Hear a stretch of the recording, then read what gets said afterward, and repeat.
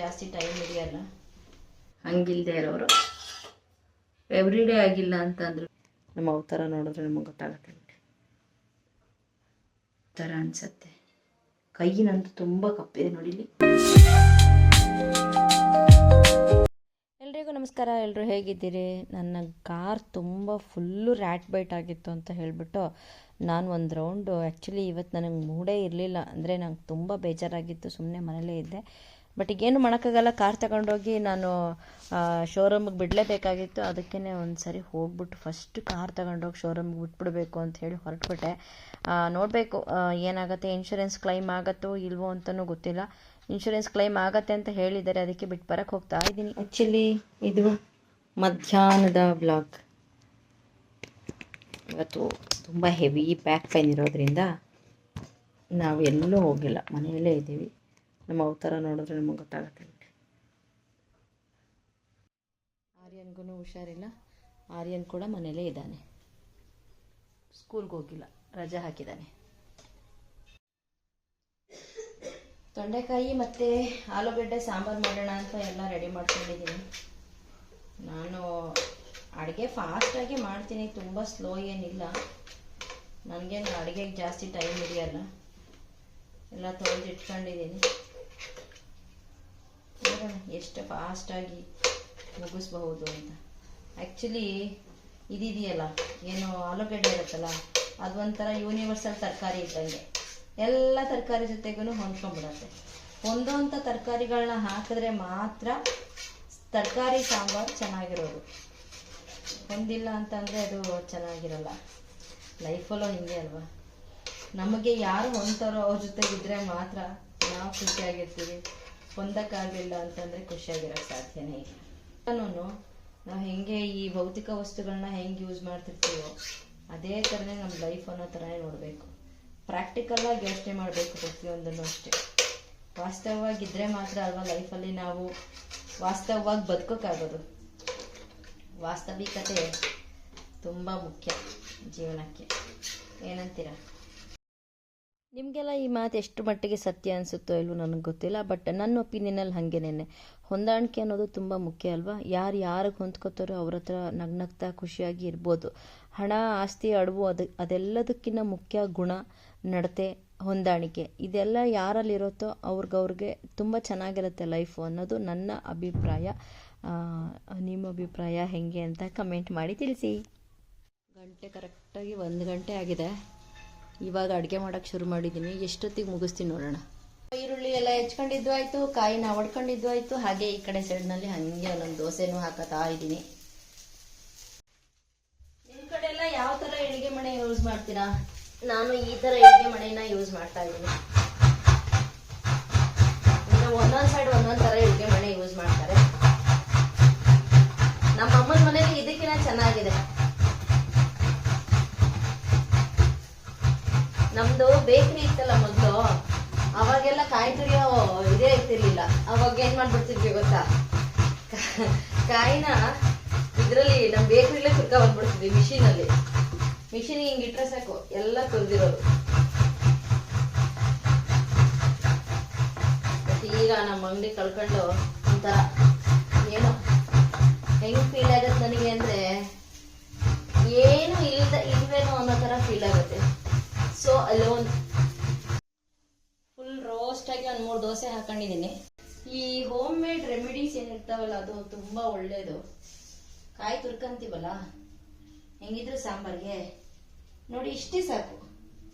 ಇಷ್ಟು ಕಾಯಿ ಹಾಲನ್ನ ಹಿಂಗೆ ಹಿಂಡ್ಬಿಟ್ಟು ಇಟ್ಕೊಳ್ಳಿ. ಮಾಡಿ ಇಟ್ಕೊಂಡಿದ್ದಾಯ್ತು.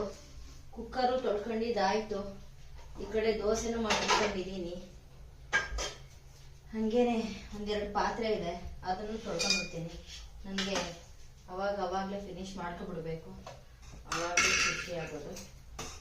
ಇದು ಮಾಡಬೇಕಾದ್ರೆ, ಅಡುಗೆ ಮಾಡಬೇಕಾದ್ರೆ ಒಂದು ಸ್ವಲ್ಪ ಕಾಯಿ ಹಾಲನ್ನ ಎತ್ತಿಟ್ಕೋತೀನಿ. ಲೇಡೀಸ್ ಒಬ್ಬರೇ ನೋಡಿ 3-4 ಕೆಲಸನ ಒಟ್ಟಿಗೆ ಒಂದೇ ಸರಿ ಮಾಡೋಕ್ಕೆ ಇರೋಂಥ ಕೆಪಾಸಿಟಿ ಅದು ಲೇಡೀಸಿಗೆ ಮಾತ್ರ. ಈ ಕಡೆ ಇಲ್ಲಿರೋ ಪಾತ್ರೆಗಳನ್ನು ತೊಳ್ಕೋಬೇಕು, ಆ ಕಡೆ ಸಾಂಬಾರಿಗೂ ರೆಡಿ ಮಾಡ್ಕೋಬೇಕು, ಆ ಕಡೆ ದೋಸೆನೂ ಹಾಕೋಬೇಕು, ತರಕಾರಿ ಹೆಚ್ಕೊಂಡೆಲ್ಲ ಇಟ್ಕೊಂಡಿದ್ದೀನಿ. ಬೇಳೆನೆಲ್ಲ ತೆಕ್ಕೊಂಡಿಲ್ಲ, ಬೇಳೆ ತೆಕ್ಕೋಬೇಕು. ಅದು ಬಿಸಿ ಆಗ್ತಾ ಇದೆ. ಅಷ್ಟೊತ್ತಿಗೆ ಪಾತ್ರೆನೆಲ್ಲ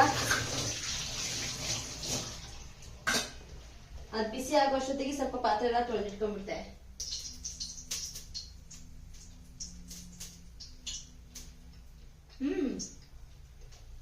ಚಟ್ನಿ ಸ್ವಲ್ಪ ಬೆಳಗಾಗಲ್ವಾ? ಒಂಚೂರು ಹುಡಿ ಬಂದು ನಂಗೆ ಏನು ಮಾಡೋಕ್ಕಾಗಲ್ಲ. ಎಮರ್ಜೆನ್ಸಿಗೆ ಏನಿರುತ್ತೆ ಅದನ್ನು ತಿಳ್ಕೊಬೇಕಾಗದು ನಾನು. ಇದು ಅದು ಅಂತಿಲ್ಲ.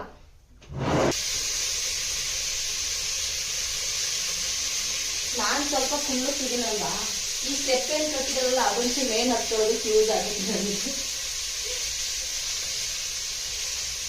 ಏನು ಮಾಡೋಕ್ಕಾಗಲ್ಲ, ನಮ್ಮ ಅಪ್ಪ ಅಮ್ಮ ನನಗೆ ಕಾಂಪ್ಲೇಂಟ್ ಕೊಡ್ಸಿಲ್ಲ. ಸೊ ಅದಕ್ಕೆಲ್ಲ ನಾವು ಕ್ಯಾನ್ ವಾಟರ್ನ ಯೂಸ್ ಮಾಡ್ತೀವಿ, ನಲ್ಲಿ ವಾಟರ್ನ ಯೂಸ್ ಮಾಡಲ್ಲ.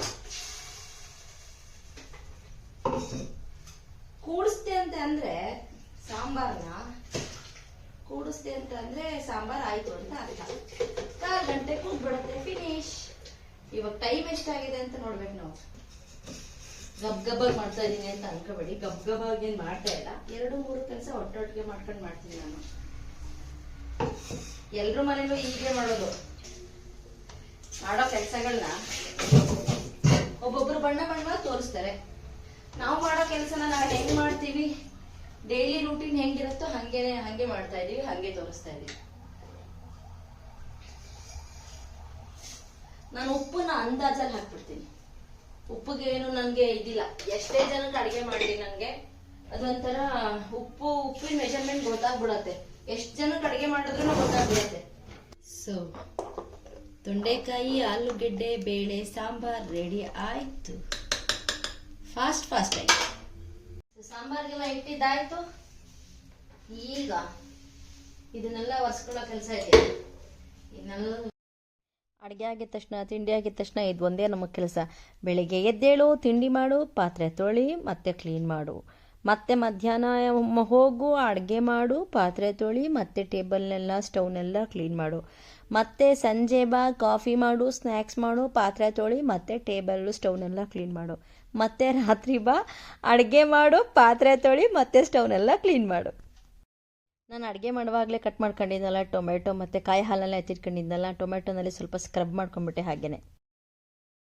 ಆ್ಯಕ್ಚುಲಿ ನಾನು ಮೊನ್ನೆ ಹೊಲಕ್ಕೆಲ್ಲ ಹೋಗಿ ಬಂದ್ವಲ್ಲ, ಸೊ ಅಲ್ಲಿಂದ ಬಂದಮೇಲೆ ತುಂಬ ಕೈ ಕಾಲು ಮುಖ ಎಲ್ಲ ಕಪ್ಪಗಾಗ್ಬಿಟ್ಟಿದೆ.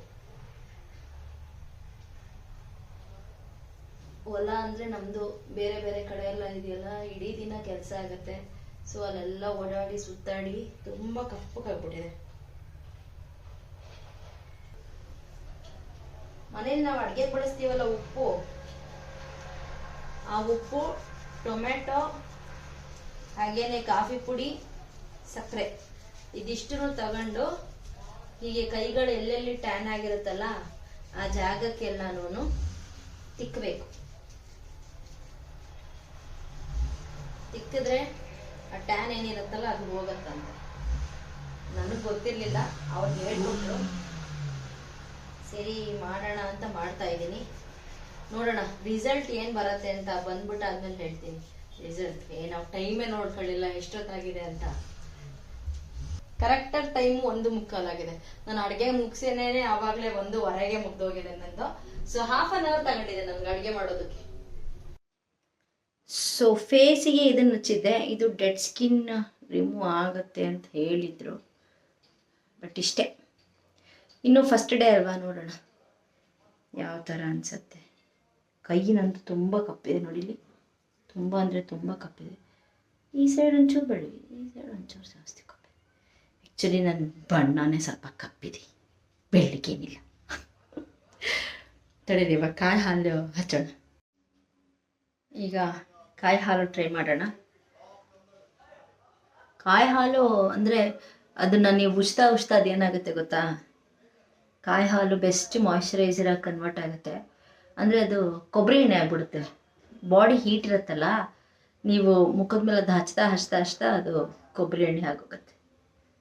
ಸೊ ಕಾಯಿ ಹಾಲು ಲಾಜಿಕಲಿ ಎಷ್ಟು ಕೊಟ್ಟಿದ್ದಾರೆ ಗೊತ್ತಾ, ರೇಟಿಂಗ್ಸ್ ಬಂದು ಒಂದು 4 to 5 ಅನಿಸುತ್ತೆ. ಡರ್ಮಟಾಲಜಿಕಲಿ ಕೊಟ್ಟಿದ್ದಾರೆ ರೇಟಿಂಗ್ಸು. ಕಾಯಿ ಹಾಲನ್ನ ಫೇಸಿಗೆ ಅಪ್ಲೈ ಮಾಡಬೇಕು, ಮಾಯ್ಶ್ಚರೈಸರ್ ಆಗಿರುತ್ತೆ. ನಮಗೆ ಆ್ಯಕ್ಚುಲಿ 30+ ಆಗ್ತಾ ಇದೆ, ಹಂಗೆ ಸ್ವಲ್ಪ ಮಾಯ್ಶ್ಚರೈಸೇಷನ್ ಈಸ್ ವೆರಿ ಇಂಪಾರ್ಟೆಂಟ್ ಫೇಸ್ಗೆ. 20+ನಲ್ಲಿ ಅಷ್ಟೊಂದು ಸ್ಕಿನ್ ಕೇರ್ ಮಾಡೋ ಅಗತ್ಯ ಇರಲ್ಲ, ಬಟ್ 30+ಗೆ ಸ್ಕಿನ್ ಕೇರ್ ಅಗತ್ಯ ಇದೆ. ಇಲ್ಲಿ ಮಾಡಿದ್ರೂ ತುಂಬ ಒಳ್ಳೆಯದು. ಬಟ್ ನಮ್ಮಂಥವ್ರು ನಿಮ್ಮಂಥವ್ರು ಅಂದರೆ ಟೈಮ್ ಇಲ್ಲದೆ ಇರೋರು, ನಿಮ್ಮಂಥವ್ರು ಅಂದ ತಕ್ಷಣ ಏನಪ್ಪ ನಮ್ಮನ್ನು ನಿಮಗೆ ಹೋಲಿಸ್ತಾ ಇದ್ದೀರಾ ಅಂತ ಅಂದ್ಕೊಬೇಡಿ ದಯವಿಟ್ಟು. ನಾನು ಹೋಲಿಸ್ತಿಲ್ಲ, ಹೇಳ್ತಾ ಇದ್ದೀನಿ.